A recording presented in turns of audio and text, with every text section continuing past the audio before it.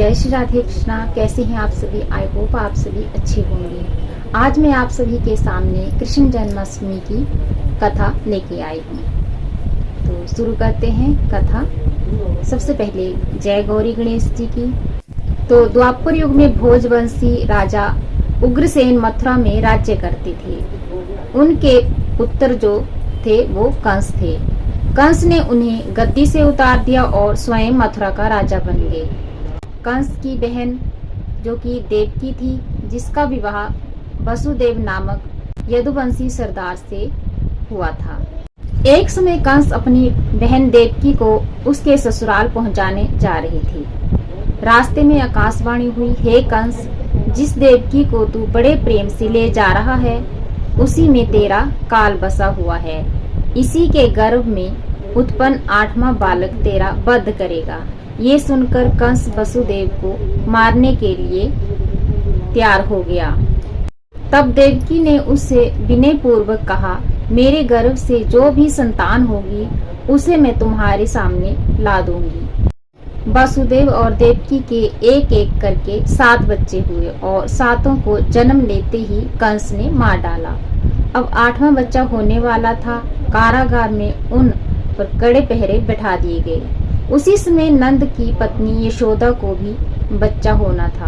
उन्होंने वासुदेव देवकी के दुखी जीवन को देखकर 8वें बच्चे की रक्षा का उपाय रचा।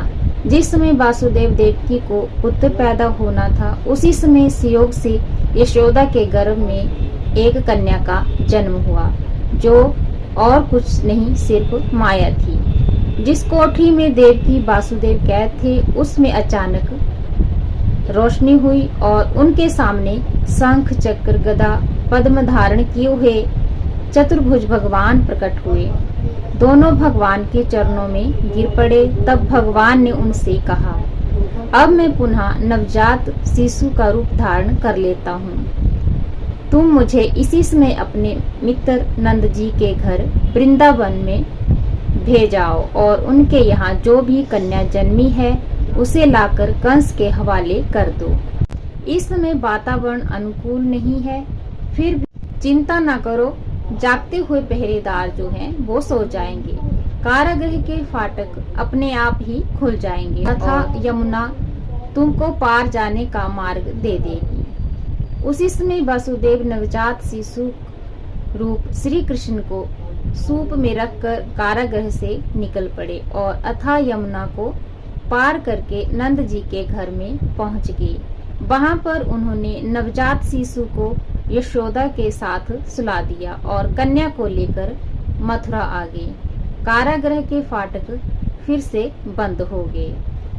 अब कंस को सूचना मिली कि वासुदेव देवकी को बच्चा पैदा हो गया है। उसने बंदी गृह में आकर देवकी के हाथ से नवजात कन्या को छीन लिया और पृथ्वी पर पटक देना चाहा, परंतु वह कन्या आकाश में उड़ गई और वहां से कहा कि अरे मूर्ख, मुझे मारने से क्या होगा? तुझे मारने वाला तो वृंदावन में जा पहुंचा है। ये है श्री कृष्ण जी की जन्म की कथा। उम्मीद करती हूँ कि आपको ये मेरी कथा पसंद आई होगी और अगर पसंद आई है तो इसे अपने प्रियजनों के साथ शेयर करें। मिलते हैं अगली वीडियो में, तब तक के लिए जय श्री राधे कृष्णा। हर हर